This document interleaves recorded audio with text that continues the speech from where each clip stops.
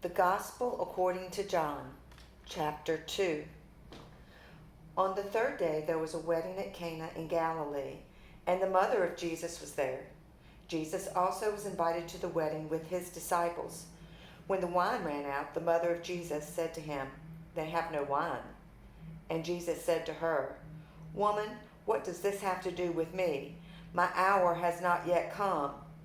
His mother said to the servants, "Do whatever he tells you." Now there were 6 stone jars there for the Jewish rites of purification, each holding 20 or 30 gallons.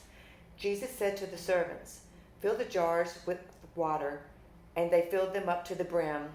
And he said to them, "Now draw some out and take it to the master of the feast." So they took it.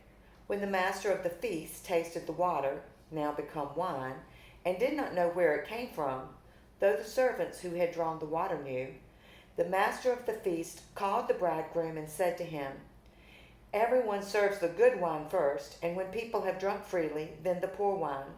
But you have kept the good wine until now." This, the first of his signs, Jesus did at Cana in Galilee, and manifested his glory, and his disciples believed in him. After this, he went down to Capernaum with his mother and his brothers and his disciples, and they stayed there for a few days. The Passover of the Jews was at hand, and Jesus went up to Jerusalem. In the temple he found those who were selling oxen and sheep and pigeons, and the money changers sitting there. And making a whip of cords, he drove them all out of the temple with the sheep and oxen. And he poured out the coins of the money changers and overturned their tables. And he told those who sold the pigeons, "Take these things away. Do not make my Father's house a house of trade." His disciples remembered that it was written, "Zeal for your house will consume me." So the Jews said to him, "What sign do you show us for doing these things?" Jesus answered them, "Destroy this temple, and in 3 days I will raise it up." The Jews then said, "It has taken 46 years to build this temple, and will you raise it up in 3 days?" But he was speaking about the temple of his body.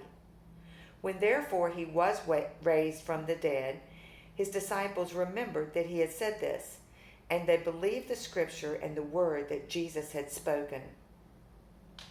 Now when he was in Jerusalem at the Passover feast, many believed in his name when they saw the signs that he was doing. But Jesus, on his part, did not entrust himself to them, because he knew all people, and needed no one to bear witness about man, for he himself knew what was in man.